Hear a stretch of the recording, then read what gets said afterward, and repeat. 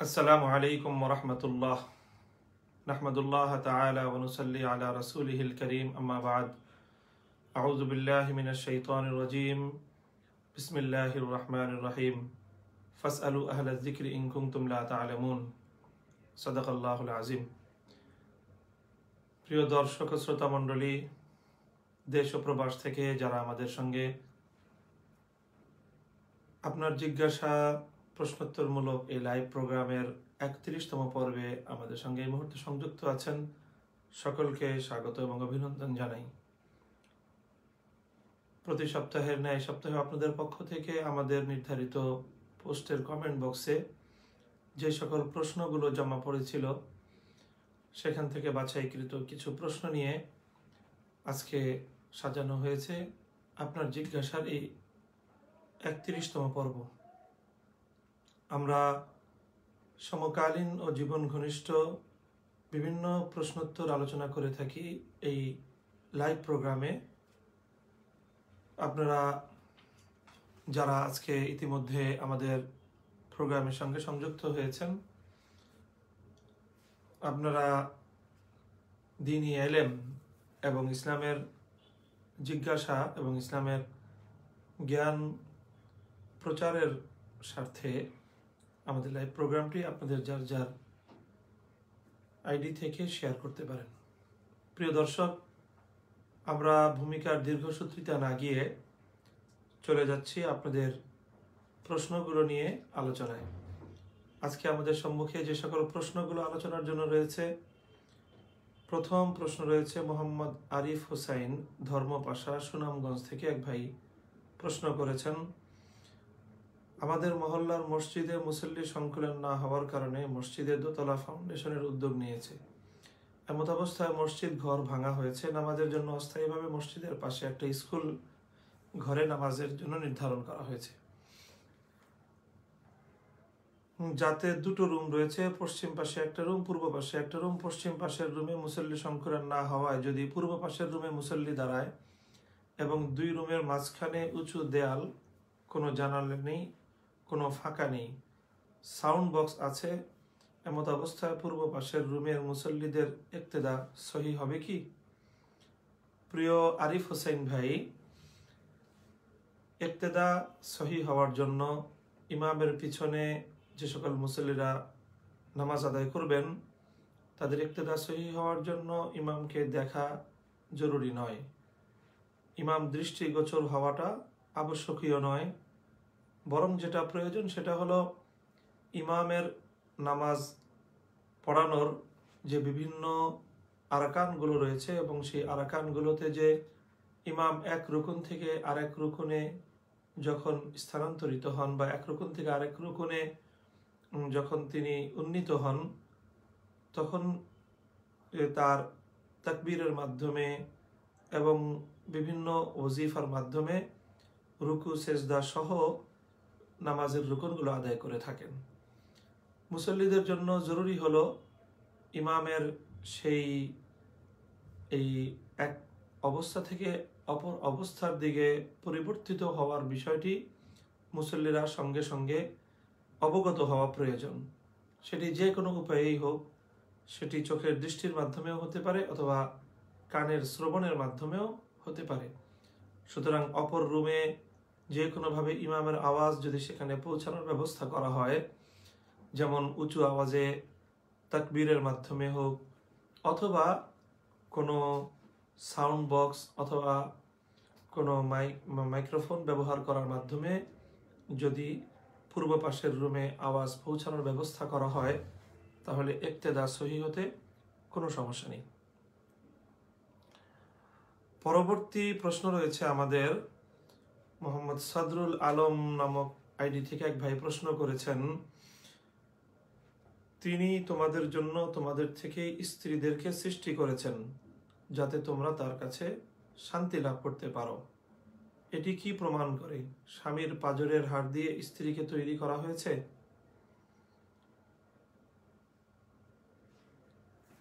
খালাকালাকুম মিন আনফুসিকুম ওয়া জাআলা লাকুম মিন আজওয়াজিকুম। কোরআনে পাকের মধ্যে বিভিন্ন জায়গায় আল্লাহ পাক রব্বুল আলামিন এই জাতীয় কথাবার্তা আলোচনা করেছেন। খালাকাকুম। এছাড়াও হাদিসের পাকের মধ্যে রাসূল সাল্লাল্লাহু আলাইহি ওয়াসাল্লাম এই বিষয়ে আলোচনা করেছেন যে এক হাদিসে আল্লাহ রাসূল সাল্লাল্লাহু আলাইহি ওয়াসাল্লাম বলেছেন যে তোমরা তোমাদের স্ত্রীদের সাথে সদাচরণ করো। ফাইন যাহাবতা তুকিমুহু কাসারতাহু ওয়া ইন্না আ'ওয়াজা শাইইন ফি যিল'i আ'লাহু। যে তোমরা তোমাদের স্ত্রীদের সঙ্গে সদাচরণ করো, তুমি যদি তাকে একেবারে সোজা করতে চাও তাহলে ভেঙে যাবে, কেননা পাজরের সর্বোচ্চ হাড় যেটি সবচেয়ে উপরে থাকে সেটি সবচেয়ে বেশি বক্র থাকে। তো নারীরা তাদের সৃষ্টির মূল উপাদান আদিতে যখন সৃষ্টি করা হয়েছে তখন পুরুষের পাজরের হাড় থেকে নারীকে সৃষ্টি করা হয়েছে। এই কথার মোটামুটি মুফাসসিরিনদের গ্রহণযোগ্য ব্যাখ্যা হলো এটি যে আদি মাতা আদম মা হাওয়া আলাইহিস সালামকে যখন আল্লাহ পাক রব্বুল আলামিন সৃষ্টি করেছেন তখন হযরত আদম আলা নবিয়িনা ওয়া আলাইহিস সালাতু ওয়াস সালামের পাজরের হাড় থেকে মূল উপাদান নিয়ে আল্লাহ পাক সৃষ্টি করেছেন এবং নারীরা সেই পাজরের হাড় থেকে সৃষ্টির যে মূল উপাদানের যে প্রভাব সেটা বংশানুক্রমিকভাবে সেটা পর্যায়ক্রমিকভাবে নারীর স্বভাব এবং চরিত্রের মধ্যে তার একটি প্রভাব রয়েছে। এই জন্য রাসূল সাল্লাল্লাহু আলাইহি ওয়াসাল্লাম নারীত্বের যে সৌন্দর্য বলেছেন সেটি হলো যে তাদের মধ্যে স্বভাবের মধ্যে একটু অভিমানী স্বভাব থাকবেই, কাজেই সেই স্বভাবটিকে সম্পূর্ণ দূর করতে যাওয়ার ব্যর্থ চেষ্টা করতে পুরুষদেরকে নিষেধ করেছেন। পুরুষরা যদি নারীদেরকে একেবারে ঠিক সোজা করে ফেলতে চায় তাহলে আল্লাহ নবী বলেছেন কাসারতাহু, এর দ্বারা তুমি বক্র জিনিসকে, বাঁকা জিনিস যেটা বাঁকা হওয়াটাই সৌন্দর্য, যেমন মানুষের বুকের পাজরের হাড় এটি কিন্তু বাঁকা হওয়াই এর সৌন্দর্য। পাজরের হাড় যদি সব সোজা সোজা হয় তাহলে মানুষের বক্ষদেশ দেখতে বিদঘুটে লাগবে, খুবই অসুন্দর লাগবে। তো ঠিক তদ্রূপ নারীকে আল্লাহ পাক রব্বুল আলামিন পাজরের হাড়ের মূল উপাদান থেকে সৃষ্টি করার কারণে এই যে বক্রতা এটাই হলো নারীর সৌন্দর্য, এটাই হলো নারীর স্বভাব। সুতরাং কোনো জিনিসকে, কোনো মাখলুককে, আল্লাহর কোনো সৃষ্টিকে তার ফিতরাত থেকে, আল্লাহর সৃষ্টির মূল স্বভাব থেকে তাকে পরিবর্তন করার চেষ্টা করাটা এটি আল্লাহ পাকের সৃষ্টিতে পরিবর্তন আনয়নের একটি ব্যর্থ প্রয়াস। এটি করতে গেলে তখন ব্যর্থ হতে হবে, সম্পর্ক ঠিক থাকবে না। আর যদি ওই অবস্থায় রাখো আর যদি তাকে তার আপন অবস্থায় রেখে তুমি তার দ্বারা উপকৃত হতে চাও তাহলে সেটাকেই তোমাকে মেনে নিতে হবে। সুতরাং আপনার যে প্রশ্ন রয়েছে সেই প্রশ্নের স্পষ্ট উত্তর হলো যে প্রত্যেক নারীকেই তার স্বামীর পাজরের হাড় থেকে তৈরি করা হয়েছে। বিষয়টি কোরআনের আয়াত থেকে এভাবে প্রমাণিত নয়। যেটি প্রমাণিত সেটি হলো যে আল্লাহ পাক রব্বুল আলামিন নারী জাতির সৃষ্টির মূল উপাদান সেটা গ্রহণ করেছেন পুরুষ জাতের সৃষ্টির তাদের পাজরের হাড় থেকে। যেমন পুরুষ জাতিকে আল্লাহ পাক রব্বুল আলামিন প্রথম পুরুষ আদম আলাইহিস সালামকে আল্লাহ সৃষ্টি করেছেন সরাসরি মাটি এবং সৃষ্টির আরো কিছু উপাদান থেকে, আর মা হাওয়া আলাইহিস সালামকে আল্লাহ পাক রব্বুল আলামিন প্রথম নারী হিসেবে সৃষ্টির ক্ষেত্রে যে উপাদান ব্যবহার করেছেন সেখানে পুরুষের পাজরের হাড়কে ব্যবহার করেছেন। পরবর্তী প্রশ্ন রয়েছে মুজিবুর রহমান রিপন নামক আইডি থেকে এক ভাই প্রশ্ন করেছেন, প্রতিটি এলাকায় কেবল নেটওয়ার্ক ও ইন্টারনেট সেবা প্রদানকারী প্রতিষ্ঠান যারা সরাসরি স্থানীয় জনগণের কাছে সংযোগ প্রদান করেন, তবে তাদের মধ্যে ইন্টারনেট সেবাদানকারীরা বেশিরভাগই, বিশেষ করে ঢাকা মহানগরীর প্রত্যেক এলাকায় বিদ্যুতের প্রায় প্রতিটি খুঁটিতে তাদের যন্ত্রাংশ স্থাপন ও বিদ্যুৎ সংযোগ যথাযথ কর্তৃপক্ষের অনুমতি না নিয়ে অবৈধভাবে বিদ্যুৎ সরবরাহ করে ব্যবসা করে। প্রশ্ন হলো, এ ধরনের ব্যবসা করে উপার্জন কি হালাল? অবৈধ বিদ্যুৎ সংযোগ ব্যবহার করে ব্যবসায়ী ও সংযোগ ব্যবহারকারী গ্রাহক কি একই অপরাধের শামিল?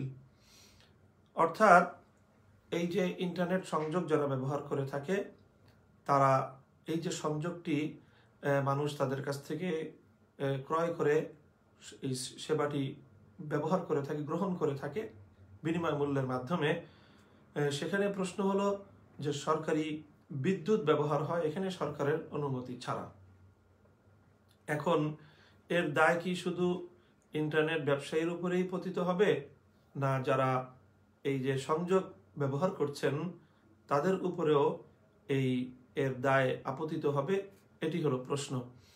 তো প্রশ্নের জবাব হলো ইন্টারনেট সরবরাহ করে উপার্জিত অর্থ হালাল হবে, তবে অনুমতি ছাড়া সরকারি বিদ্যুৎ ব্যবহারের কারণে প্রতিষ্ঠান গুনাহগার হবে। বিদ্যুৎ এটি সরকারি যে মূল পণ্য, এটির ব্যবহার করলে যথাযথ অনুমোদন লাগবে এবং তার মূল্য রাষ্ট্রকে পরিশোধ করতে হবে বা বিদ্যুৎ কোম্পানিকে পরিশোধ করতে হবে। এমনিভাবে গ্রাহকদের জন্য উক্ত ইন্টারনেট ব্যবহার করা বৈধ, তবে তাদের কর্তব্য হচ্ছে প্রতিষ্ঠান যেন বৈধ পন্থা ইন্টারনেট সরবরাহ করে সে ব্যাপারে পদক্ষেপ গ্রহণ করা। সুতরাং এই যে অবৈধভাবে যে সংযোগ ব্যবহার করে বৈদ্যুতিক সংযোগ, এটা যদি গ্রাহকদের জানা থাকে তাহলে সেখানে গ্রাহকদেরও করণীয় রয়েছে যে কোম্পানিকে এই জাতীয় অবৈধ সংযোগ ব্যবহার থেকে বিরত রাখা। আর যদি তারা সে অবৈধ সংযোগ ব্যবহার করেই থাকে, অবৈধ সংযোগ ছাড়া, অবৈধ বৈদ্যুতিক সংযোগ ছাড়া যদি ইন্টারনেটের সংযোগ নাই পাওয়া যায়, প্রয়োজনের ক্ষেত্রে ইন্টারনেটের সরবরাহ, ইন্টারনেট সেবা সে সেখান থেকে ক্রয় করবে এবং একজন গ্রাহকের তার নিজস্ব ইন্টারনেট সার্ভিসটুকু পাওয়ার জন্য সরকারি যেই পরিমাণ বিদ্যুৎ ব্যবহার হচ্ছে সে চেষ্টা করবে সেটি অনুমান করে সরকারি ফান্ডে, বিদ্যুতের ফান্ডে সে টাকাটা যে কোনোভাবে পৌঁছে দেওয়ার। তাহলে এতে আশা করা যায় যে ইন্টারনেট সংযোগ ব্যবহারকারী গ্রাহক যারা আছেন তারা এর দায় থেকে মুক্তি পাবেন ইনশাআল্লাহ। প্রিয় দর্শক, পরবর্তী যে প্রশ্ন আমাদের সম্মুখে রয়েছে, আবু মুসা রহমানি নামে এক আইডি থেকে এক ভাই প্রশ্ন করেছেন, স্ত্রী তার শ্বশুরের শারীরিক খেদমত করার সময় যদি শ্বশুরের খাহেসাতের সাথে শরীরে উত্তেজনা সৃষ্টি হয় তখন ওই স্ত্রীর হুকুম কি? আর স্ত্রী শ্বশুরের শারীরিক খেদমত করা কতটুকু জায়েজ ইসলামী বিধান অনুযায়ী? এই হলো আবু মুসা ভাইয়ের প্রশ্ন। প্রিয় দর্শক, এই প্রশ্নের জবাব হলো শ্বশুরের শারীরিক খেদমত করার সময় যদি পুত্রবধূ অথবা শ্বশুর যে কোনো একজনের অন্তরের মধ্যে যৌন ইচ্ছাটা তীব্র হয়ে যায় এবং যৌন খাহেসাত বা যৌন উত্তেজনা সৃষ্টি হয়, তাহলে সেক্ষেত্রে হুরমতে মুসাহারাত অর্থাৎ বৈবাহিক সম্পর্কের মাধ্যমে শ্বশুর শাশুড়ি এবং জামাই পুত্র বধূর সাথে যে বিবাহ বন্ধনের চিরস্থায়ী হারাম সম্পর্ক, অর্থাৎ তারা মাহারামে পরিণত হয় যাদের সঙ্গে বিবাহ বন্ধন।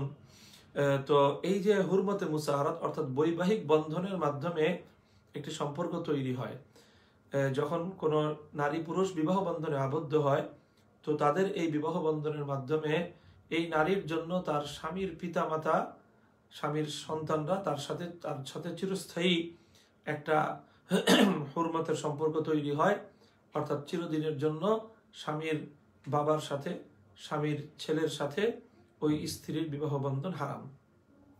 ঠিক তদ্রূপ কোনো পুরুষ যখন কোনো নারীকে বিয়ে করে, নারীকে বিয়ে করার কারণে সেই নারীর মা এবং সেই নারীর মেয়ে ওই পুরুষের জন্য চিরস্থায়ী হারাম হয়ে যায় বিবাহ করা, তাদের সাথে তারা মাহারামে পরিণত হয়। এটিকে বলা হয় হুরমতে মুসাহারা, অর্থাৎ বৈবাহিক বন্ধনের কারণে নারী পুরুষের মধ্যে যে সম্পর্ক স্থাপিত হয়। এই বৈবাহিক বন্ধনের মাধ্যমে তো স্বামী স্ত্রী একে অপরের জন্য স্বামী স্ত্রীতে পরিণত হয়, আর স্বামীর বাবা স্ত্রীর জন্য আর স্ত্রীর মা স্বামীর জন্য চিরস্থায়ী হারাম হয়ে যায়।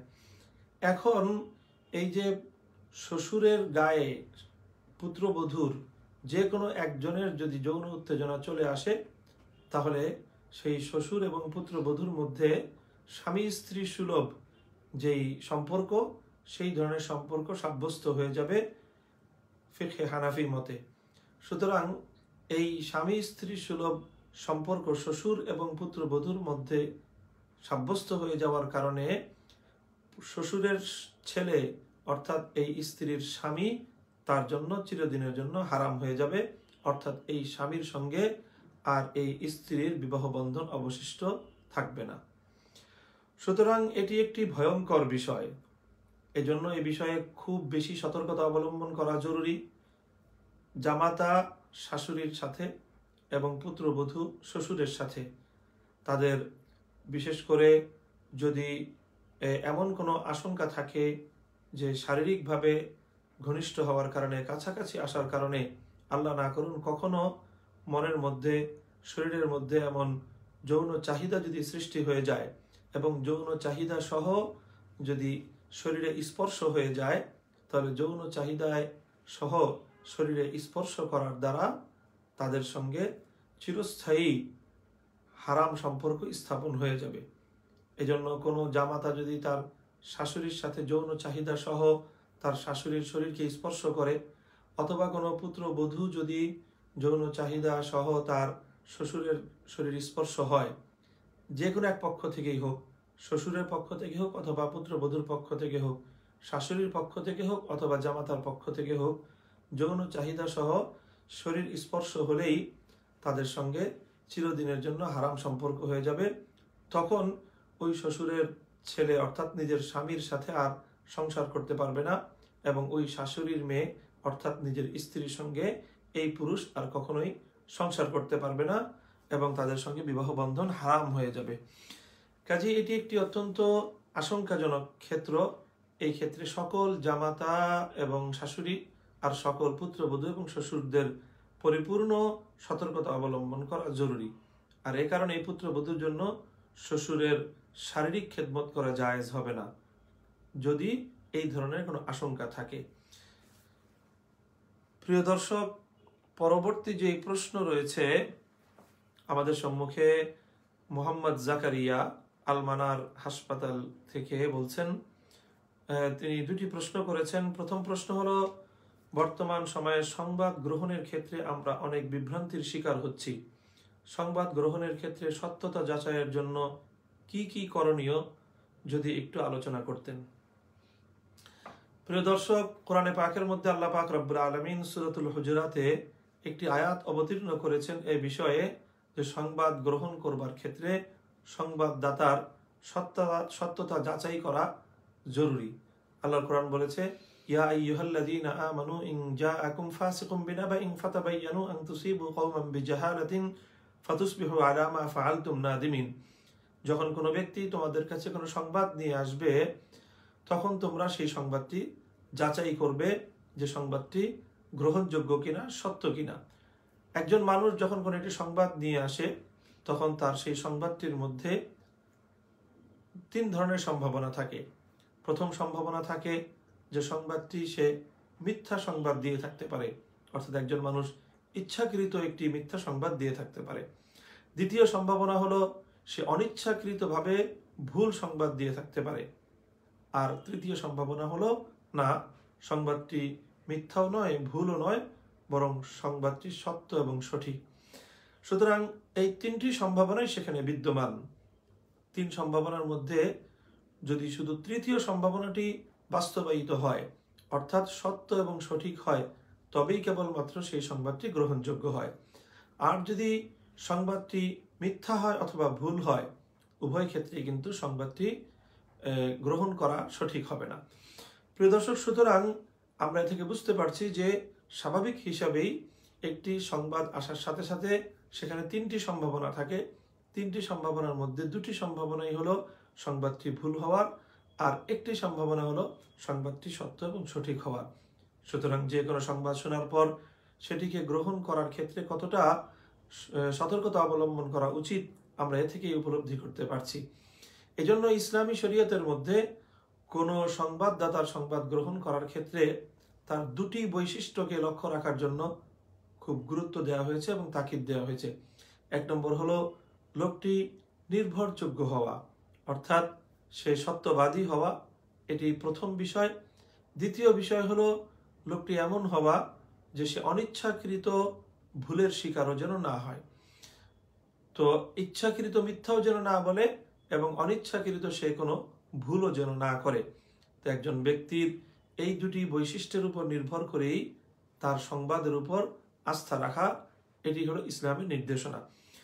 সুতরাং আমরা বর্তমানে বিশেষ করে যে সকল সংবাদ আমরা পেয়ে থাকি, ব্যক্তির মাধ্যমে পেয়ে থাকি, অনেক ক্ষেত্রে আমরা আজকের এই মিডিয়ার যুগ, আজকে যে সংবাদ মাধ্যমের প্রচারণার যুগ, আজকের এই যে সামাজিক যোগাযোগ মাধ্যম রয়েছে অথবা গণমাধ্যম রয়েছে, সংবাদ মাধ্যমগুলো মাধ্যম কর্মী হোক অথবা চাই সেটা কোনো সামাজিক যোগাযোগ মাধ্যম থেকে প্রাপ্ত সংবাদ হোক, সংবাদদাতার দুটি বিষয় আমাদেরকে অবশ্যই কনফার্ম হতে হবে এবং নিশ্চিত হতে হবে।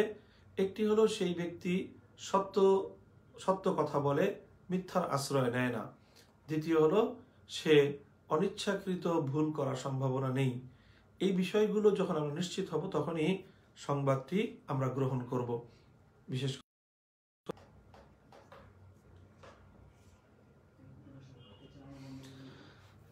তো আমরা যে কথা বলছিলাম প্রিয় দর্শক, মধ্যখানে আমাদের একটু সংযোগের দুর্বলতা এবং সংযোগ বিচ্ছিন্ন হওয়ার মতো জটিলতা সৃষ্টি হয়েছিল, গোলযোগ তৈরি হয়েছিল, সেজন্য আমরা দুঃখিত।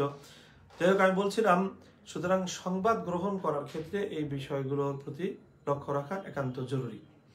গণমাধ্যমের সংবাদকে একেবারেই নির্বিঘ্নে বিশ্বাস করে নেওয়ার কোনো সুযোগ নেই। এখন গণমাধ্যমগুলো প্রচুর পরিমাণ অসত্য তথ্য তারা সরবরাহ করে থাকে। আর সামাজিক যোগাযোগ মাধ্যমে তো কোনো কথাই নেই। সামাজিক যোগাযোগ মাধ্যমে অনেক বেশি অসত্য সংবাদ ছড়ানো হয়ে থাকে এবং গুজব ছড়ানোর একটি মূল কেন্দ্রীয় জায়গায় পরিণত হয়েছে সামাজিক যোগাযোগ মাধ্যম। আল্লাহ রাসূল সাল্লাল্লাহু আলাইহি ওয়াসাল্লাম বলেছেন, কাফা বিল মারই কাযিবান আন ইউহাদ্দিসা বিকুল্লি মা সামিআ। যেখান থেকে যা শোনা গেল, যেখান থেকে যা পাওয়া গেল, সেই সংবাদকে বিশ্বাস করে নেয়া, এটি অথবা সেই সংবাদকে বর্ণনা করা একজন মানুষের মিথ্যাবাদী হওয়ার জন্য এটি যথেষ্ট। সুতরাং একটা হলো সংবাদ গ্রহণ করা, তারপরে হলো সেই সংবাদকে সত্য বলে গ্রহণ করা প্রথম পর্ব। দ্বিতীয় পর্ব হলো সেই সংবাদকে অন্যের নিকট প্রচার করা। এটি আরো বড় দায়িত্বের বিষয়। সংবাদ নিজে সত্য বলে গ্রহণ করার ক্ষেত্রে যেমন সত্যতা যাচাই করা প্রয়োজন, সংবাদটি অন্যের কাছে প্রচার করবার ক্ষেত্রে আরো বেশি দায়িত্বশীলতা এবং আরো বেশি সতর্কতা কাম্য, এবং সেক্ষেত্রে সত্যতাটি নিশ্চিত না হওয়া পর্যন্ত সংবাদটি অন্যের কাছে প্রচার করা এটি কোনোভাবেই একজন মুমিনের জন্য জায়েজ হবে না। প্রিয় দর্শক, পরবর্তী যে প্রশ্ন রয়েছে আমাদের কাছে, সুমাইয়া ইসলাম নামক আইডি থেকে এক বোন জানতে চেয়েছেন, আমাদের এখানে পুরুষ ডাক্তার কিশোরীদের টিকা দিয়ে দেয়, কোনো মেয়ে ডাক্তার নেই, এই অবস্থায় টিকা দিলে কি পাপ হবে?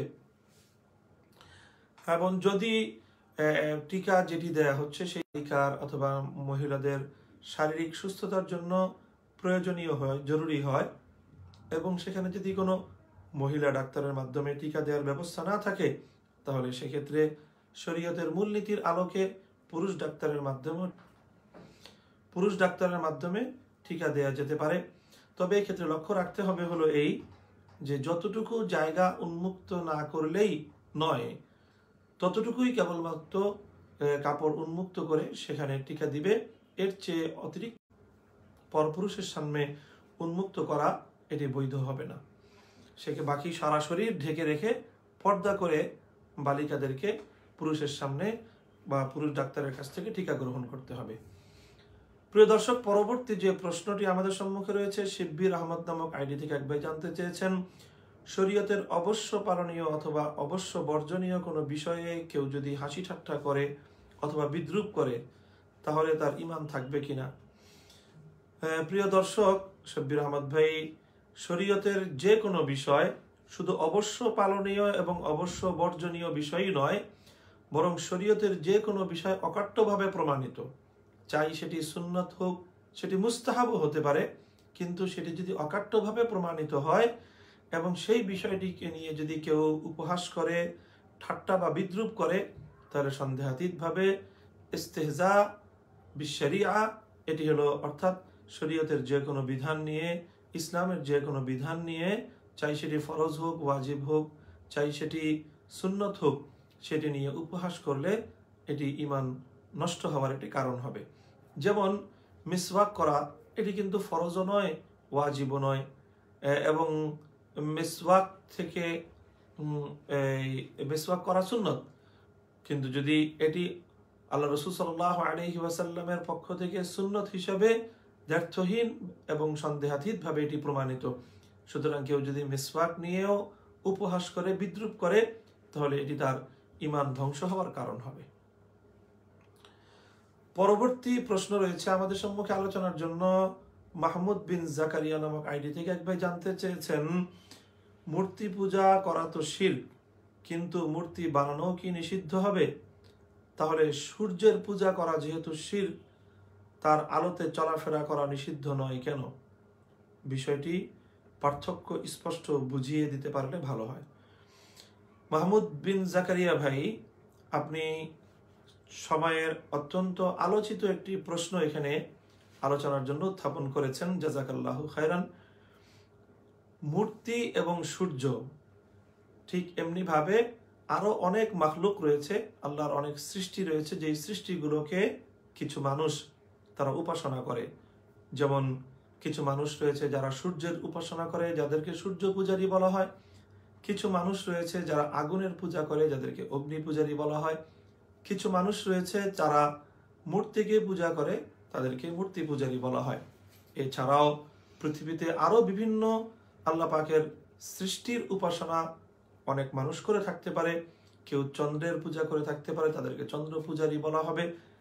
তো যেই কিছুরই পূজা করা হোক না কেন, যা কিছুরই উপাসনা করা হোক না কেন, আমাদেরকে লক্ষ্য রাখতে হবে যার পূজা করা হচ্ছে এখানে কিন্তু তার কোনো অপরাধ নেই। শুধুমাত্র এই মূর্তি এবং সূর্য অথবা অগ্নি নয়, বরং পৃথিবীতে অনেক মানুষ তো অনেক মানুষেরও পূজা করে বা করেছে, ভুল ক্রমে হোক। কোরআনে পাকের মধ্যে আল্লাহ পাক রব্বুল আলামিন বলেছেন, ইন্নাকুম ওয়া মা তা'বুদুনা মিন দুনিল্লাহি হাসাবু জাহান্নাম আনতুম লাহা ওয়ারিদুন লাউ কানা হাউলাই আলিহাতাম মা ওয়ারাদুহা ওয়া কুল্লুম ফিহা খালিদুন ইন্নাল্লাযীনা সাবাকাত লাহুম মিনাল হুসনা উলাইকা আনহা মুবাদুন। পরবর্তী দিকে আল্লাহ বলেছেন, অনেক মানুষ পৃথিবীতে রয়েছে যারা হযরত উযাইর আলাইহিস সালামের পূজা করে। অনেক মানুষ এমন রয়েছে যারা পৃথিবীতে হযরত ঈসা আলাইহিস সালামকে আল্লাহ অথবা আল্লাহর পুত্র সাব্যস্ত করে তার পূজা করে। অনেকে আছে মরিয়ম আলাইহিস সালামের ইবাদত করে অথবা তার পূজা করে এবং তার নিকট আরাধনা করে। তো এই যে আল্লাহ ব্যতীত আল্লাহর যত মাখলুক রয়েছে, চাই সেটি মূর্তি হোক অথবা চন্দ্র হোক অথবা সূর্য হোক অথবা কোনো মানুষ হন, এমনকি সেই মানুষ কোনো নবী অথবা রাসূল হন, কোনো আল্লাহ ছাড়া অন্য কারো পূজা করা, আল্লাহ ছাড়া অন্য কারো ইবাদত করা, এটি হলো সবচেয়ে ঘৃণিত শিরক এবং এটি স্পষ্ট মানুষের জন্য সবচেয়ে বড় নিষিদ্ধ কাজ। এটি হলো যারা এই পূজাগুলো করবে তাদের জন্য নিষিদ্ধ। এখন যার পূজা করা হলো, যদি তার পক্ষ থেকে এই বিষয়ে পূজা করার কোনো নির্দেশনা না থাকে বা তাকে যদি উৎসাহিত না করা হয়, তাহলে তো এটি সেই পূজনীয় কোনো অপরাধ নয়। সূর্যের পূজা করা হচ্ছে, এটা সূর্যের কোনো অপরাধ নয়। চন্দ্রের পূজা করা হচ্ছে, আগুনের পূজা করা হচ্ছে, এটি আগুনের কোনো অপরাধ নয়। এমনকি মূর্তির পূজা করা হচ্ছে, এটি মূর্তিরও কোনো অপরাধ নয়। যেমনি ভাবে যারা ঈসা এবং উযাইর আলাইহিস সালাম অথবা মা মরিয়ম আলাইহিস সালামের পূজা করে, মরিয়ম আলাইহিস সালামের ইবাদত করা, পূজা করা, এটি মরিয়ম আলাইহিস সালামেরও কোনো অপরাধ নয়, বরং অপরাধটি শতভাগই যারা পূজা করে, ইবাদত করে গায়রুল্লাহর, তাদের হলো অপরাধ। তো আল্লাহ পাক রব্বুল আলামিন কোরআনে পাকের মধ্যে এটুকু বলেছেন যে আল্লাহ ছাড়া গায়রুল্লাহ যাদের ইবাদত করা হয় বা মানুষ করে থাকে, সেগুলো দুই শ্রেণীর। এক শ্রেণীর হলো যেগুলো নির্জীব কোনো বস্তুর পূজা, যেমন মূর্তি নির্জীব বস্তু, চন্দ্র নির্জীব বস্তু, সূর্য নির্জীব বস্তু, অগ্নি নির্জীব বস্তু। যত কিছু মানুষ পূজা করে থাকে আল্লাহ ব্যতি রেখে নির্জীব কোনো বস্তুর, আল্লাহ পাক বলছেন যে এই পূজাকারী এবং পূজনীয় নির্জীব বস্তু উভয়টাকে আল্লাহ পাক রব্বুল আলামিন জাহান্নামে নিক্ষেপ করবেন। সেই হিসাবে সূর্য জাহান্নামে নিক্ষিপ্ত হবে, চন্দ্র জাহান্নামে নিক্ষিপ্ত হবে, এবং যা কিছু মানুষ মূর্তিগুলো সব জাহান্নামে নিক্ষিপ্ত হবে যেগুলোর মানুষ পূজা করে থাকে। কেন এগুলোর জাহান্নামে নিক্ষিপ্ত হবে? চন্দ্র সূর্য অথবা মূর্তিকে শাস্তি দেওয়ার জন্য নয়, বরং যারা এগুলোর পূজা করে তাদের অসহায়ত্ব প্রমাণ করার জন্য, এবং তারা যেন জাহান্নামে গিয়ে আরো বেশি আফসোস করে যে আমি যেগুলোর পূজা করতাম সেগুলোও দেখি জাহান্নামে নিক্ষিপ্ত হয়েছে। হ্যাঁ, যে সকল মানুষের ভালো মানুষ, আল্লাহ রসুল, আল্লাহ নবী, হযরত ঈসা আলাইহিস সালাম, হযরত উযাইর আলাইহিস সালাম সহ এই সকল নবী রসুলদেরকে যারা ইবাদত করেছে, পূজা করেছে, এটার দায় শুধুমাত্র পূজাকারীদের উপরই আপতিত হবে। হযরত ঈসা, হযরত উযাইর অথবা হযরত মারিয়াম আলাইহিস সালামের উপর এর কোনো দায় আসবে না। প্রিয় দর্শক, এটি হলো প্রথম কথা।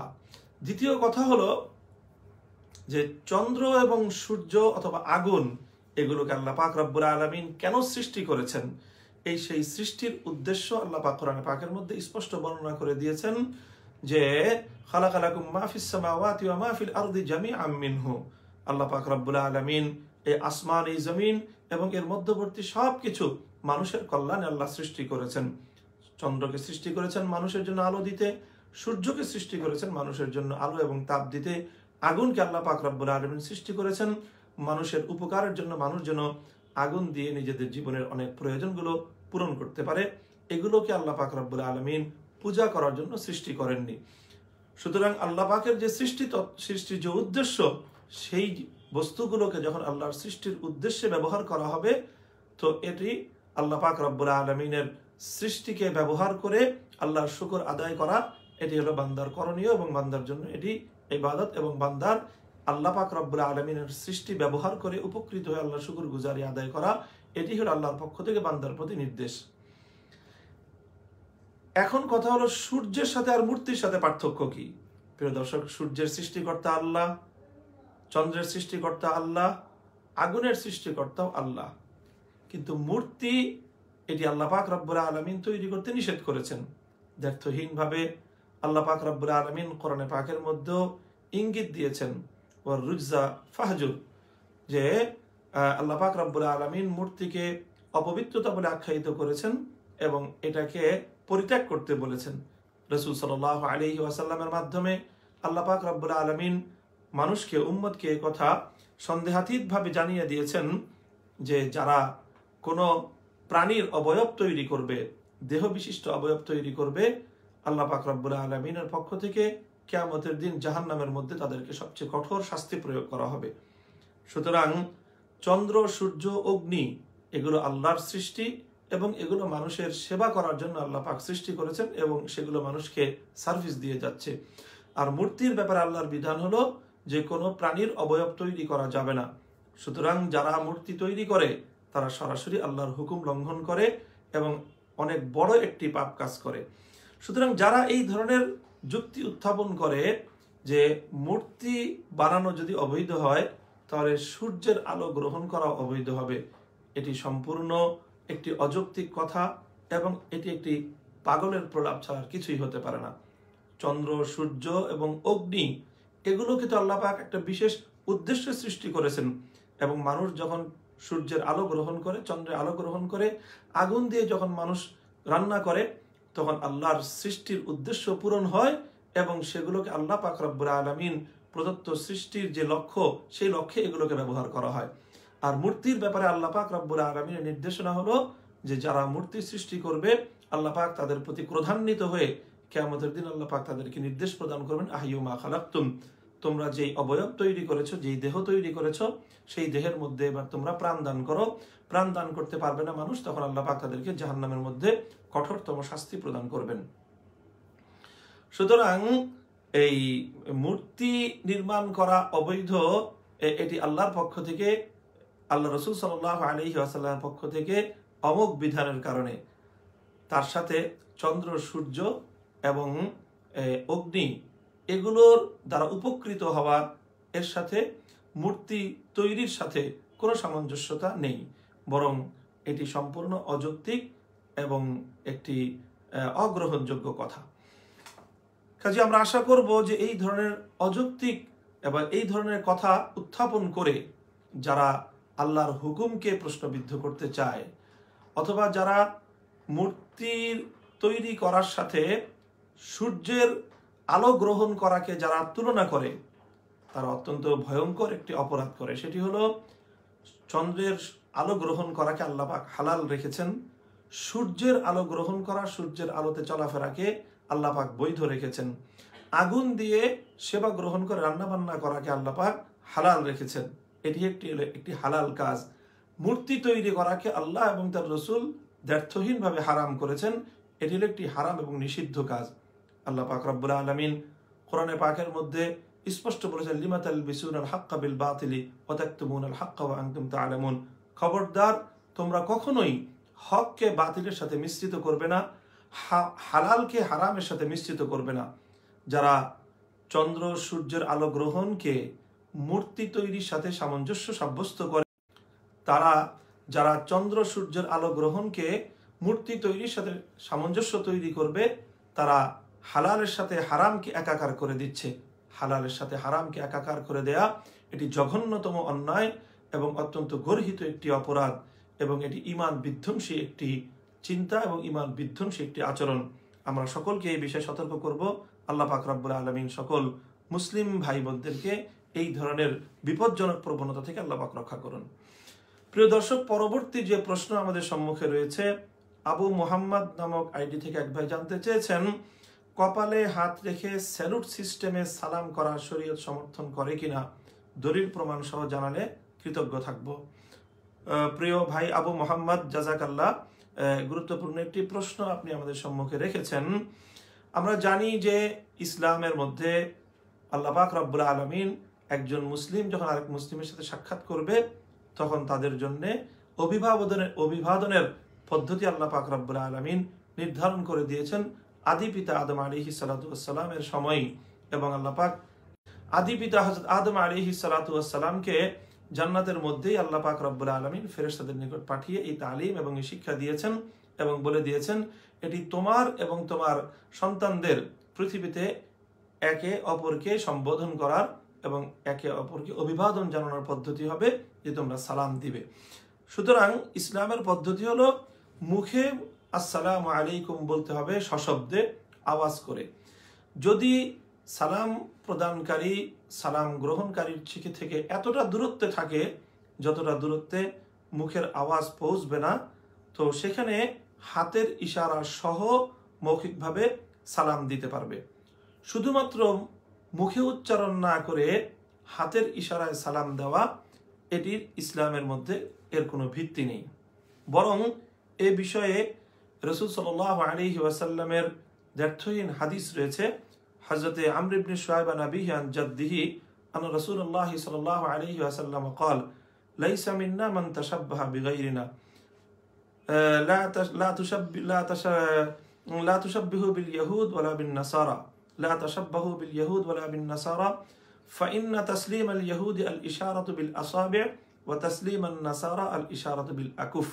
সুনান তিরমিজি শরীফের মধ্যে একটি গ্রহণযোগ্য পর্যায়ের সনদের মাধ্যমে বর্ণিত হয়েছে, রাসূল সাল্লাল্লাহু আলাইহি ওয়াসাল্লাম বলেছেন, যারা অন্য জাতির সঙ্গে সামঞ্জস্য রক্ষা করবে তারা আমার উম্মতের অন্তর্ভুক্ত হবে না। এরপর আল্লাহ রাসূল সাল্লাল্লাহু আলাইহি ওয়াসাল্লাম সুনির্দিষ্টভাবে বলেছেন, লা তাশাব্বাহু বিল ইয়াহুদি ওয়ালা বিন নাসারা, তোমরা ইহুদি এবং খ্রিস্টানদের সঙ্গে সামঞ্জস্য অবলম্বন করবে না। কেননা ইহুদিদের সালাম হলো আঙ্গুলের দ্বারা ইশারা করা, আর খ্রিস্টানদের সালাম হলো হাতের কবজি আকুফ, অর্থাৎ হাতের দ্বারা ইশারা করা।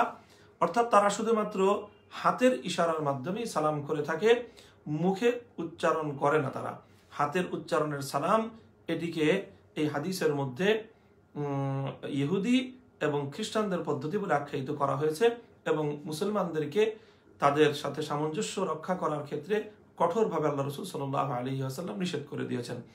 সুতরাং মুখে সালাম না দিয়ে শুধু হাতের ইশারায় সালাম দেওয়া, এটি ইসলামে নিষিদ্ধ একটি কাজ হবে। তবে হ্যাঁ, যদি কেউ দূরে থাকার কারণে সালামের আওয়াজ শুনবার ক্ষেত্রে কোনো সন্দেহ থাকে বা সালামের আওয়াজ পৌঁছবে না এমন কোনো আশঙ্কা থাকে, তাহলে সেক্ষেত্রে মৌখিক সালাম উচ্চারণের পাশাপাশি যদি হাত উত্তোলন করে, তাহলে সেটির অবশ্যই ইসলামী শরীয়তের মধ্যে অনুমোদন রয়েছে। হযরত আসমা বিনতে ইয়াজিদ রাদিয়াল্লাহু তাআলা আনহা থেকে হাদিস বর্ণিত রয়েছে, মারান নবী সাল্লাল্লাহু আলাইহি ওয়াসাল্লাম ফিল মসজিদি وعصبة من النساء قعود فألغى بيده بالتسليم فإنه محمول على أنه جمع بين اللفظ والإشارة أخرجه أبو داود আবু দাউদ শরীফের মধ্যে হযরতে আসমা বিনতে ইয়াজিদ রাদিয়াল্লাহু তাআলা আনহা থেকে বর্ণিত হাদিসের মধ্যে যেটি এসেছে, রাসূল সাল্লাল্লাহু আলাইহি ওয়াসাল্লাম মসজিদে বসা একদল মহিলাকে আল্লাহ রাসূল সাল্লাল্লাহু আলাইহি ওয়াসাল্লাম হাতের ইশারার মাধ্যমেও সালাম দিয়েছিলেন। অর্থাৎ রাসূল সাল্লাল্লাহু আলাইহি ওয়াসাল্লাম মুখে সালাম দিয়েছেন এবং হাত উত্তোলন করে ইশারা করেছেন। সুতরাং এই দুটি হাদিস থেকে আমরা প্রমাণ পাই, সেটি হলো শুধু হাতের ইশারার মাধ্যমে সালাম দেয়া এটি ইহুদি এবং খ্রিস্টানদের পন্থা, আর মুখে সালাম দেয়া এটি হলো ইসলামের পদ্ধতি, নবী রাসূলদের সুন্নাত। হ্যাঁ, যদি প্রয়োজন হয় তাহলে মৌখিক উচ্চারণের পাশাপাশি হাত উত্তোলন করারও অনুমতি রয়েছে, এটিতে কোনো সমস্যা হবে না। সুতরাং এই প্রমাণের ভিত্তিতে আমরা বলতে চাই, বিভিন্ন সৈনিক দলের ক্ষেত্রে বা বিভিন্ন দেশের মুসলিম সেনাদের ক্ষেত্রে এমন পদ্ধতি থাকে যে সেখানে শুধু হাত উত্তোলনের মাধ্যমে স্যালুট প্রদান করা হয় বা সালাম প্রদান করা হয়, মুখে সালাম উচ্চারণ করা হয় না। এই পদ্ধতিটিও মূলত ইহুদি এবং খ্রিস্টানদের ধর্মীয় রীতি হিসেবে আল্লাহ রাসূল সাল্লাল্লাহু আলাইহি ওয়াসাল্লাম আখ্যায়িত করেছেন। আর অন্য ধর্মের রীতি মুসলমানদের জন্য অনুসরণ করা এটি সম্পূর্ণরূপে হারাম। প্রিয় দর্শক, পরবর্তী যেই প্রশ্ন রয়েছে আমাদের সামনে, আমি পেশাব করার পরে টিস্যু নিয়ে 10 মিনিট হাঁটাহাঁটি করি, তারপরে কোনো সময় প্রস্রাব ক্লিয়ার হয় অথবা কখনো পেশাব ক্লিয়ার হয় না, আবার কখনো 30 মিনিট পর এক ফোঁটা বাইরে চলে আসে। আমি অনেক ঔষধ খেয়েছি, কাজ হয়নি, তো আমার নামাজ পড়তে খুব সমস্যা হয়, সন্দেহ হয়, এখন আমি কি করতে পারি বললে উপকার হবে। প্রিয় ভাই শান্ত মোল্লা, আপনি যেই প্রশ্নটি রেখেছেন এটি একটি জটিল সমস্যার কথা। এই যে পেশাবের ফোঁটা বন্ধ হওয়া, অর্থাৎ পেশাব করার পরে পেশাবের ফোঁটা বন্ধ হওয়া, এটাকে শরীয়তের ইস্তেবরা হাসিল করা এটি একটি ওয়াজিব, এটা অবশ্যই ইস্তেবরা হাসিল করতে হবে। প্রয়োজনে যদি ইস্তেবরা করার জন্য, অর্থাৎ পেশাবের ফোঁটা বন্ধ হওয়া নিশ্চিত হওয়ার জন্য যে পন্থা অবলম্বন করতে হয়, সেই পন্থা অবলম্বনের মাধ্যমে পেশাবের ফোঁটা বন্ধ হয়েছে এটি নিশ্চিত করতে হবে। এখন আপনি যেটি বলছেন সেটি একটি আপনার রোগ, এটি একটি সমস্যা। দেখা যাচ্ছে যে পেশাবের ফোঁটা দীর্ঘ সময় পরেও বন্ধ হচ্ছে না। সেক্ষেত্রে শরীয়তের যেই হুকুম সেটি হলো যে শরীয়তে একটি মাসালা রয়েছে, ওজরের মাসআলা তথা মাযুর হওয়ার মাসআলা। মাসআলাটি হলো এই, যদি কোনো ব্যক্তির এমন হয় যে কোনো নামাজের একটি পূর্ণ ওয়াক্ত সময়, যদি 5 ওয়াক্ত নামাজের ওয়াক্তের মধ্যে থেকে যে কোনো একটি নামাজের ওয়াক্ত যদি পূর্ণ সময় এমন অতিক্রান্ত হয় যে মধ্যবর্তী এতটুকু সময় বা এতটুকু অবকাশ সে পায়নি যে যেই সময়ের মধ্যে উজু করে সেই ওয়াক্তের ফরজ নামাজটুকু আদায় করবে, বরং এই পূর্ণ সময়ের মধ্যেই তার উজু ভঙ্গের কারণ তার পক্ষ থেকে বিদ্যমান পাওয়া গেছে, তখন এই ব্যক্তি শরীয়তের দৃষ্টিতে মাযুর বলে গণ্য হবে।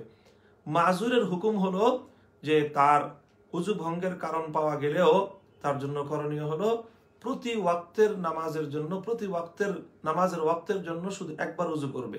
একবার উজু করে সে যত ইচ্ছা তত নফল নামাজ আদায় করতে পারবে এবং ওই ওয়াক্তের ফরজ নামাজও সে আদায় করতে পারবে। ওয়াক্ত যখন শেষ হয়ে যাবে, যদি পূর্ণ ওয়াক্তের মধ্যে পরবর্তীতে একবারও যদি ওজর পাওয়া যায়, তাহলে সে মাযুর হিসাবে অব্যাহত থাকবে।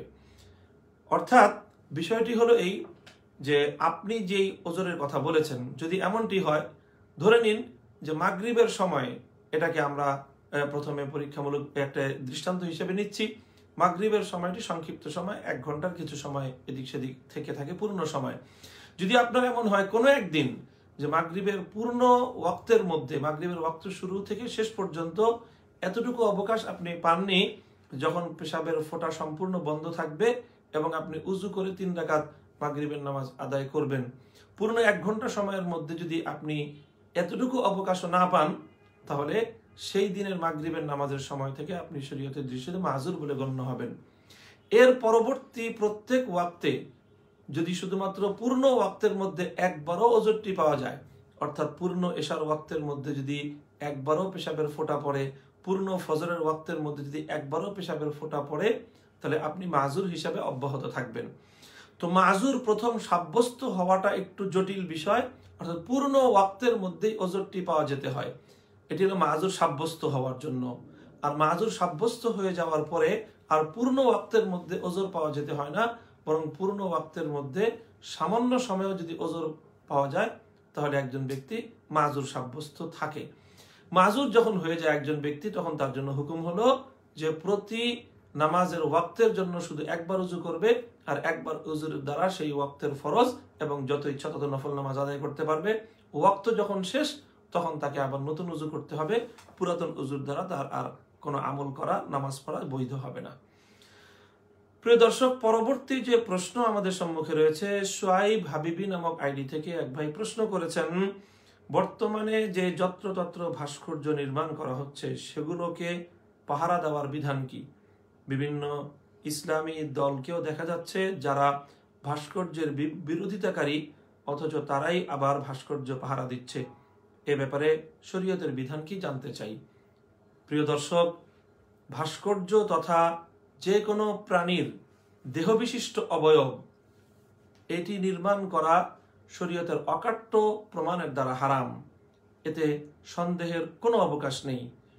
কোনো ব্যক্তি যদি ভাস্কর্য অথবা মূর্তি নির্মাণ অর্থাৎ কোনো প্রাণীর দেহবিশিষ্ট অবয়ব নির্মাণ করাকে বৈধ বা হালাল মনে করে তাহলে এ কারণে তার ঈমান নষ্ট হয়ে যাবে।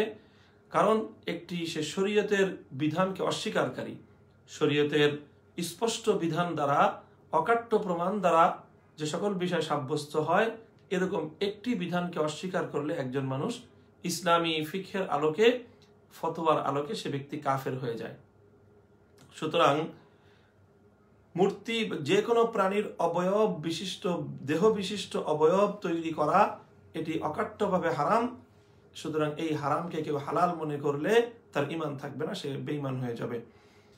সুতরাং ভাস্কর্য নির্মাণ করা এটি হারাম, এ ব্যাপারে সন্দেহের কোনো অবকাশ নেই, এবং এটিকে কেউ হালাল মনে করলে তার ঈমান থাকবে না। এটি হলো ভাস্কর্য সংক্রান্ত বিধান। দ্বিতীয় যে বিধানটি আপনি জানতে চেয়েছেন সেগুলোকে পাহারা দেওয়ার বিধান। সুতরাং স্বাভাবিকভাবে যেটি হারাম, সেই হারাম যেটি তৈরি করা হারাম, যেটি সংরক্ষণ করা হারাম, সেটিকে পাহারা দেওয়া সেটিও তাআউন আলাল ইসম অর্থাৎ গুনাহের কাজে সহযোগিতা করা, গুনাহকে সংরক্ষণ করা, এটিও সমপরিমাণ পাপ এবং সমপরিমাণ হারাম হবে, সন্দেহের কোনো অবকাশ নেই। পরবর্তী যে প্রশ্ন আপনি করেছেন যে ইসলামী কোনো দল ভাস্কর্যের বিরোধিতাকারী অথচ তারা ভাস্কর্য পাহারা দিয়েছে, এটি প্রিয় দর্শক, এটি আপনার বুঝতে ভুল হচ্ছে। মূলত যারা ভাস্কর্য নির্মাণকে, মূর্তি নির্মাণকে যারা হারাম মনে করে তারা কখনোই মূর্তি রক্ষা করার জন্য পাহারা দেয় না। তাদের পাহারাদারিটা যে উদ্দেশ্যে, সেটা হলো যেন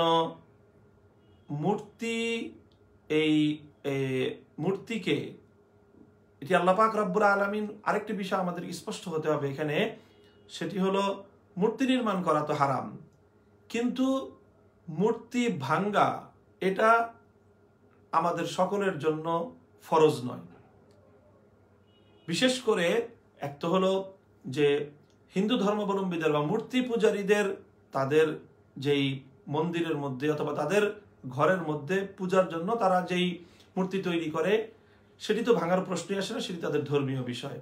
এছাড়াও দর্শনের জন্য অথবা সৌন্দর্যের জন্য যে সকল প্রাণী অথবা কোনো মানুষের অবয়ব বিশিষ্ট যদি কোনো মূর্তি তৈরি করা হয়, সেটি সামর্থ্য না থাকলে অর্থাৎ দায়িত্ব না থাকলে এটি ভাঙ্গা আমাদের কর্তব্য নয়, আমাদের জন্য জরুরি নয়, যদি আমাদের উপরে রাষ্ট্রীয়ভাবে দায়িত্ব না থাকে। বরং সামাজিকভাবে, রাষ্ট্রীয়ভাবে যাদের উপর দায়িত্ব এগুলো নির্মূল করা তাদের উপর ফরজ এবং এটি তাদের দায়িত্ব।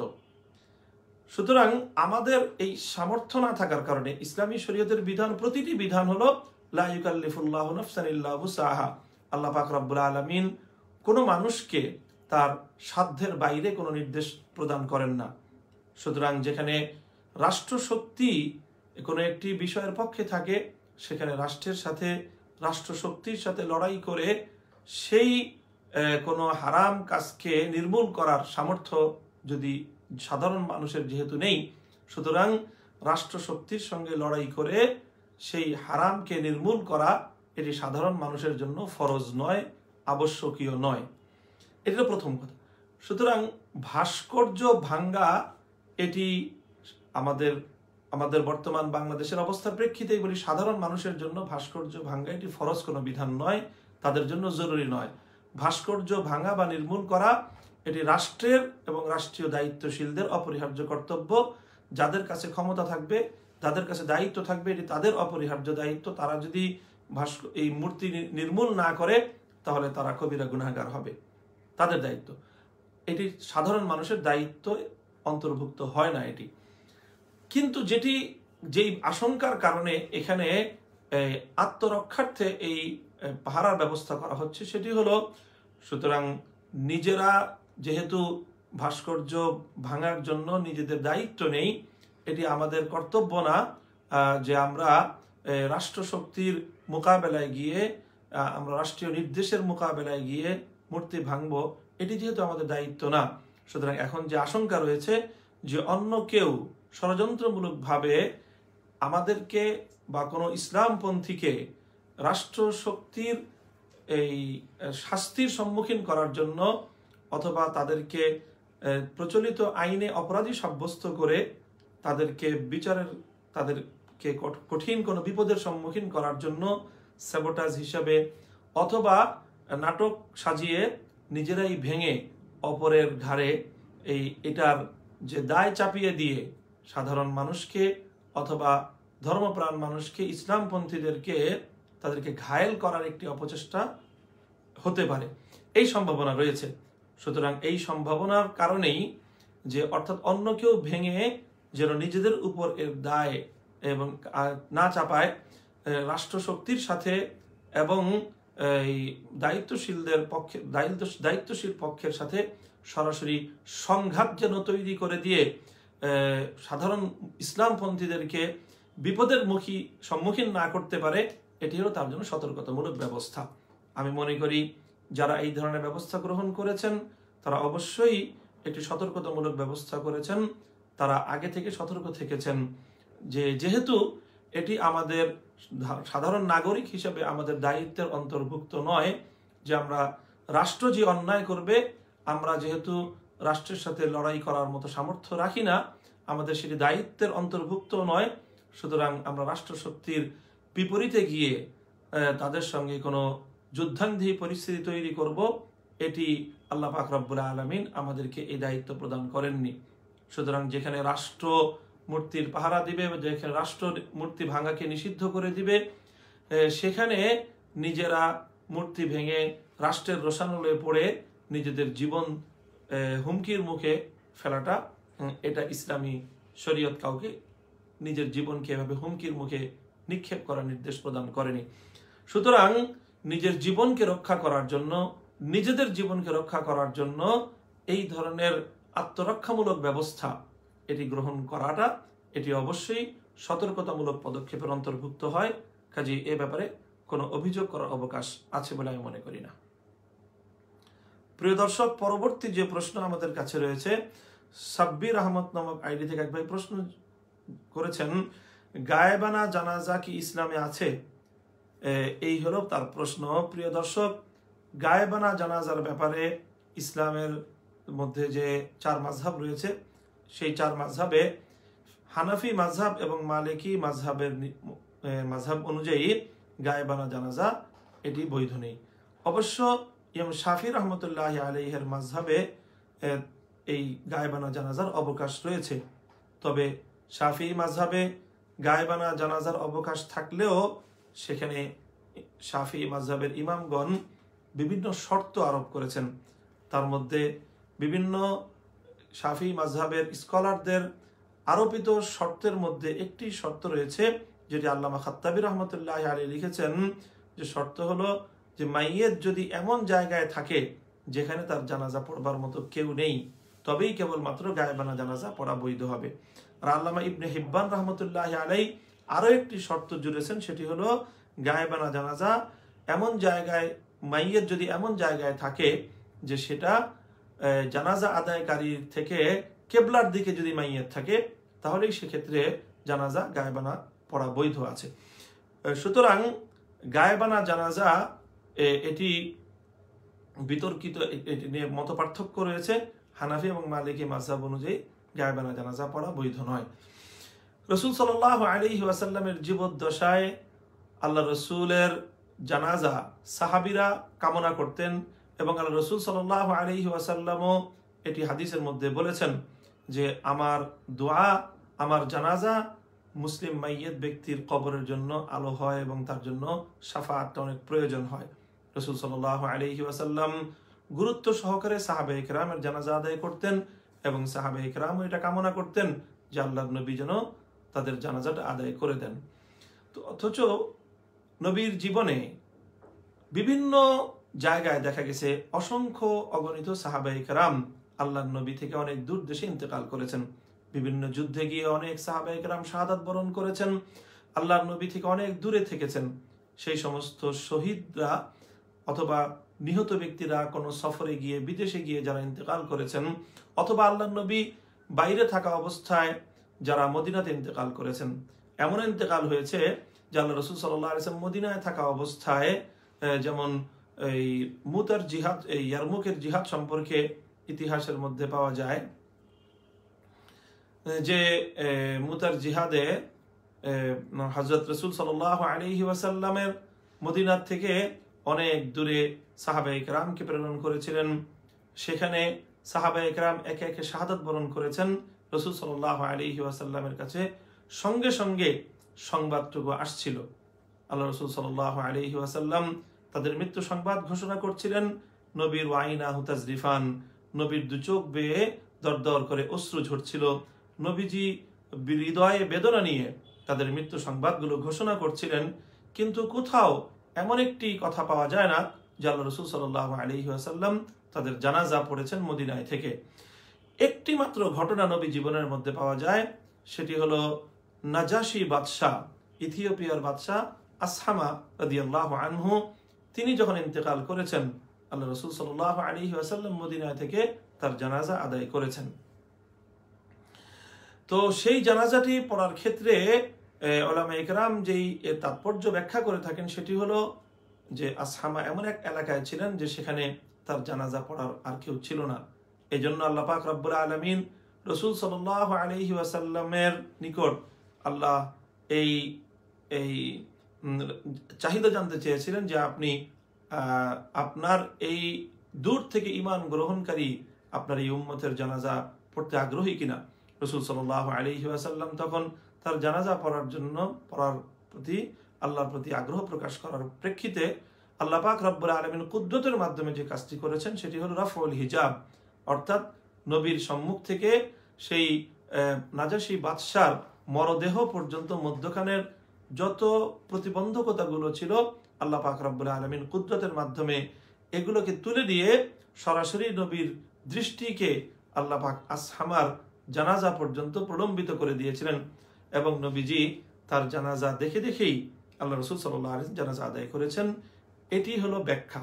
সুতরাং এই ব্যাখ্যার আলোকেই হানাফি এবং মালিকি মাযহাবে গায়েবানা জানাজা পড়ার অবকাশ নেই।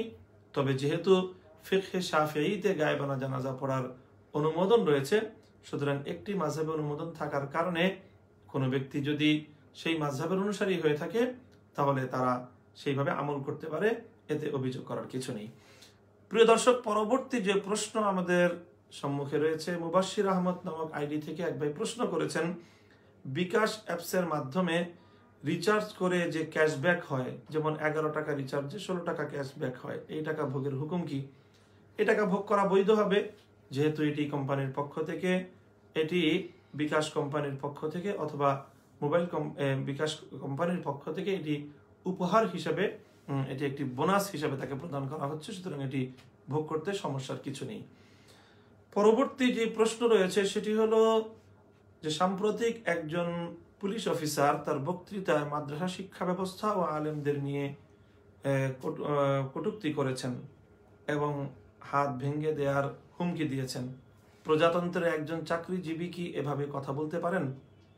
প্রিয় দর্শক, এটি অত্যন্ত দুঃখজনক একটি ঘটনা সাম্প্রতিক আমরা লক্ষ্য করেছি বিভিন্ন যোগাযোগ মাধ্যমে, যে একজন দায়িত্বশীল আইন শৃঙ্খলা রক্ষাকারী দায়িত্বশীল ব্যক্তি, তিনি বিশেষ করে বাংলাদেশের ইসলামী শিক্ষা তথা মাদ্রাসা শিক্ষাকে হেয় প্রতিপন্ন করে, তাচ্ছিল্য করে এবং মাদ্রাসার শিক্ষিত গোটা আলেম সমাজকে তিনি তাচ্ছিল্য করে যে কথাগুলো বলেছেন সেগুলো অবশ্যই অত্যন্ত দুঃখজনক এবং খুবই বেদনাদায়ক। তিনি যেই কথাগুলো বলেছেন তার মধ্যে একটি কথা হলো যে যারা মাদ্রাসায় পড়াশোনা করে, প্রতিটি পরিবারের গবেট ছেলেরাই কেবলমাত্র মাদ্রাসায় পড়াশোনা করে। এই কথাটি অবশ্যই এটি অজ্ঞতা প্রসূত কথা। মাদ্রাসাগুলোতে যারা পড়াশোনা করে এটি অনেক পরিবার রয়েছে আলহামদুলিল্লাহ, যে সকল পরিবাররা প্রতিষ্ঠিত, তারা দুনিয়ার দিক থেকে পরকালীন দিক থেকে বিপুল পরিমাণ সম্পদের মালিক, এবং এমন অনেকে দুনিয়ার সাধারণ শিক্ষায় অনেক উচ্চ শিক্ষিত, সেই সমস্ত বড় বড় পরিবারের এবং সম্মানিত সম্ভ্রান্ত পরিবারের হাজার হাজার সন্তান মাদ্রাসায় পড়াশোনা করছেন। আমরা এমন অসংখ্য দৃষ্টান্ত দেখাতে পারবো যে অনেক বড় বড় পুলিশ অফিসার রয়েছেন। আমাদের জানা মতে পুলিশের ডিসি লেভেলের অনেক পুলিশ রয়েছেন, এসপি লেভেলের অনেক পুলিশ রয়েছেন এবং ওসি লেভেলের শত শত পুলিশ অফিসার রয়েছেন, যারা তাদের আদরের টুকরা একমাত্র সন্তানকে আল্লাহর কোরআন পড়বার জন্য, নবীর হাদিস শিক্ষা করার জন্য, ইসলামকে শিক্ষা করার জন্য তারা মাদ্রাসায় ভর্তি করেন এবং মাদ্রাসায় পাঠান। সুতরাং তিনি মাদ্রাসায় যারা পড়ে তাদের সকলকে নির্বিচারে গবেট বলে গোটা বাংলাদেশের লক্ষ লক্ষ মাদ্রাসা কোরআনের শিক্ষার্থীদেরকে উপহাস করেছেন। এটি আইনের পোশাক পরিহিত কোনো দায়িত্বশীলের কাছ থেকে এদেশের মাদ্রাসার সন্তানরা কোনোভাবেই কামনা করে না। তিনি আরেকটি কথা বলেছেন যে বাবার জানাজা পড়ানোর জন্য কোনো আলেমের দরকার নেই, তিনি যথেষ্ট। অথচ আমরা তার যে আকার আকৃতি দেখেছি যোগাযোগ মাধ্যমে, তাতে শরীয়তের মাসআলা অনুযায়ী তিনি এমন অনেক বিধান লঙ্ঘনকারী, বিধান ভঙ্গকারী যেগুলো শরীয়তের দৃষ্টিতে ওয়াজিব। তো যিনি ওয়াজিব তরক করেন, যেমন তার মুখে এক মুষ্টি দাড়ি নেই, এটি শরীয়তের মাসআলা অনুযায়ী এটি ওয়াজিব, সেই ওয়াজিব তিনি তরককারী। যিনি ওয়াজিব তরককারী হন তার ইমামতি মাকরুহে তাহরিমি, তার ইমামতিতে সাধারণ ধর্মপ্রাণ মানুষরা নামাজ আদায় করতে পারে না। সুতরাং তিনি যে কথা বললেন যে আলেমদের প্রয়োজন নেই, বরং তাদের জানাজা তারা নিজেরাই পড়তে পারেন, এটি অত্যন্ত আত্মঘাতী একটি কথা। একজন ভালো মানুষের, একজন আল্লাহওয়ালা মানুষের, একজন ইমামের জানাজা, একজন ইমামের মাধ্যমে নিজের জানাজা হোক, একজন ভালো মানুষের মাধ্যমে, একজন আলেমের মাধ্যমে, একজন আল্লাহওয়ালার মাধ্যমে নিজের জানাজা হোক, এটি তো প্রতিটি ইমানদারেরই কামনা হওয়া চাই। সুতরাং তিনি এই কথাগুলো বলেছেন, যেটা আমার মনে হয় যে বাংলাদেশের কোনো পুলিশ এবং কোনো আইন শৃঙ্খলা রক্ষাকারী বাহিনীর সদস্য তার এই কথার সাথে একমত হবেন না। এবং এই আত্মঘাতী কথা এটি কোনো মানুষ বলতে পারে না। জানাজা এটি কোনো একটি হাসি তামাশার বিষয় নয়, বরং জানাজা অবশ্যই অত্যন্ত গুরুত্বপূর্ণ একটি বিধান, একটি নামাজ, এবং এই নামাজের ইমামতির জন্য ইমামতের যে যোগ্যতার প্রয়োজন, সেই সকল যোগ্যতার মধ্যে অবশ্যই কোনো ওয়াজিব তরক না করা এটি একটি যোগ্যতা। আর প্রকাশ্য যিনি ওয়াজিব তরক করছেন তিনি কিভাবে এই কথা বলতে পারেন সেটি আমাদের বোধগম্য নয়। তিনি আরেকটি কথা বলেছেন যে তাদের টাকায় মাদ্রাসা পড়ুয়ারা চলে, সুতরাং মাদ্রাসা পড়ুয়া যারা তারা তাদের দান দক্ষিণায় চলে। প্রিয় দর্শক, আমরা জানি বাংলাদেশের বিশেষত কওমি মাদ্রাসাগুলো সরকারি কোনো সহযোগিতা নেয় না এবং ধর্মপ্রাণ মানুষদের কাছ থেকে স্বেচ্ছায় প্রদানকৃত সহযোগিতা নেয়। তাদের কোনো ধর্মপ্রাণ মানুষের কাছ থেকে জোরপূর্বক কোনো চাঁদা কোনো মাদ্রাসাগুলোতে কালেকশন করার রেকর্ড দেখানো যাবে না। অথচ যারা সরকারি যেই এমপিওভুক্ত এবং সরকারি শিক্ষা প্রতিষ্ঠানগুলোতে পড়াশোনা করে, সেই সকল শিক্ষা প্রতিষ্ঠানে সরকারিভাবে তাদেরকে অর্থায়ন করা হয়। যে কোনো পাবলিক বিশ্ববিদ্যালয়গুলোতে অথবা পাবলিক কলেজ এবং পাবলিক স্কুলগুলোতে সরকারি প্রচুর বরাদ্দ দেওয়া হয় এবং যারা সরকারি চাকরি করেন তাদের চাকরির বেতন ভাতাও সরকারিভাবে প্রদান করা হয়। সরকারি এই টাকাগুলো আসে কোত্থেকে? সেই টাকাগুলোর মধ্যে এদেশের আলেম সমাজ যারা রয়েছেন, হাজার হাজার নয় লক্ষ লক্ষ আলেমরা সরকারকে ট্যাক্স দিয়ে থাকেন। এদেশের সমস্ত মানুষ, গরিব দুঃখী মেহনতি মানুষ, তারা যে সকল নিত্য প্রয়োজনীয় পণ্যগুলো ক্রয় করে থাকেন, সেই পণ্য থেকে ভ্যাট আকারে যেই টাকা সরকারি ফান্ডে যায়, সেই টাকারও অংশ বিশেষ সরকারি চাকরিজীবীকে প্রদান করা হয়।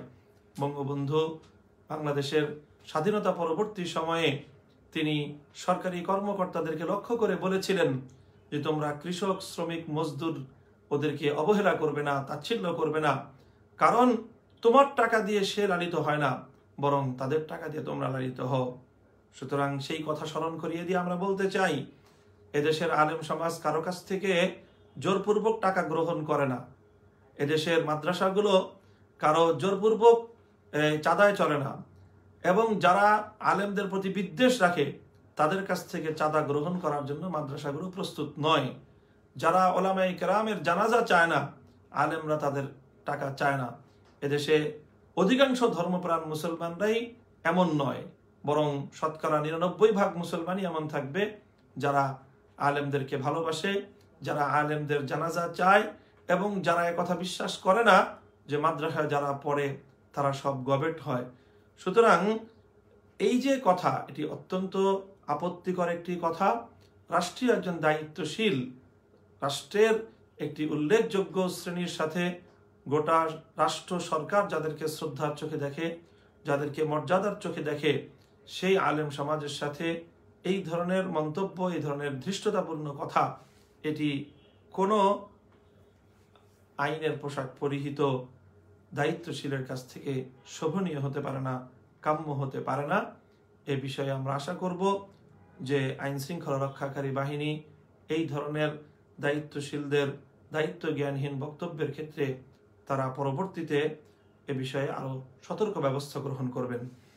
প্রিয় দর্শক, আজকে আমাদের আলোচনায় সর্বশেষ যে প্রশ্নটি রয়েছে আমাদের আলোচনার জন্য, বর্তমানে দেশের বিভিন্ন স্থানে ওয়াজ মাহফিলে বাধা দেওয়া হচ্ছে, এতে অনেক মাদ্রাসা আর্থিক ক্ষতির সম্মুখীন হচ্ছে।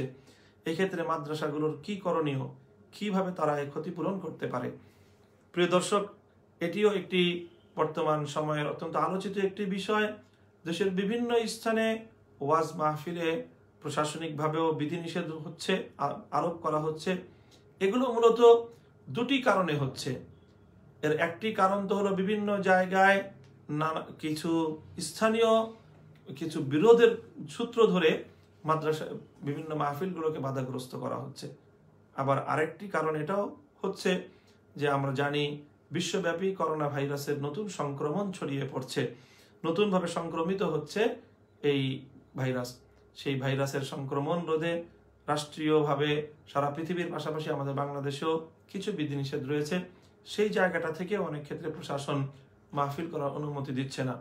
সুতরাং যৌক্তিক কারণে যেখানে মাহফিল করার অনুমতি না দিচ্ছে, সেক্ষেত্রে অবশ্যই প্রশাসনের নির্দেশনার সাথে সমন্বয় করেই মাহফিল কর্তৃপক্ষ, মাদ্রাসা কর্তৃপক্ষকে ব্যবস্থা গ্রহণ করতে হবে। এতে অবশ্যই মাদ্রাসাগুলোর ব্যাপকভাবে মাহফিলের মাধ্যমে গণচাঁদার যে কালেকশন, যে অর্থ সংগ্রহের যে ব্যবস্থা, সেই জায়গাটা থেকে যথাযথ অর্থ সংগৃহীত হচ্ছে না। এই কারণে মাদ্রাসাগুলো আর্থিকভাবে ক্ষতিগ্রস্ত হচ্ছে। এর বিকল্প হিসেবে মাদ্রাসাগুলো, এটি একটি ঐতিহাসিক একটি ক্রাইসিস কাল, কাজে এই ক্রাইসিস কালে সমাজের অন্য সকল স্তরের মানুষেরাই তারা আর্থিকভাবে ক্ষতিগ্রস্ত, ব্যবসায়ীরা ক্ষতিগ্রস্ত, এবং বিভিন্ন সেক্টরের মানুষ তারা ক্ষতিগ্রস্ত। কাজে এক্ষেত্রে মাদ্রাসাগুলো ক্ষতিগ্রস্ত, এবং সেই ক্ষতি কিভাবে কাটিয়ে উঠবে, মাদ্রাসাগুলো স্থানীয় জনগণকে সাথে নিয়ে তারা এই পরিস্থিতি ইনশাআল্লাহ উত্তরণ করতে পারবে বলে আমরা আশা করি। আল্লাহ পাক রব্বুল আলামিনের কাছ থেকে সাহায্য কামনা করতে হবে, এবং সেই সাথে সাধারণ ধর্মপ্রাণ মানুষজন তারা যদি অন্য সময়ের তুলনায় এই সময়ে ধর্মীয় শিক্ষা প্রতিষ্ঠানগুলোকে বিশেষ বিবেচনায় সাহায্যের হাত বাড়িয়ে দেয়, তাহলে ইনশাআল্লাহ আল্লাহ রহমতে আশা করা যায় যে আল্লাহ পাক রব্বুল আলামিন মাদ্রাসাগুলোর অর্থনৈতিক সংকট কাটিয়ে দিবেন এবং মাদ্রাসাগুলো সুন্দরভাবে সুচারুরূপে পরিচালিত হবে।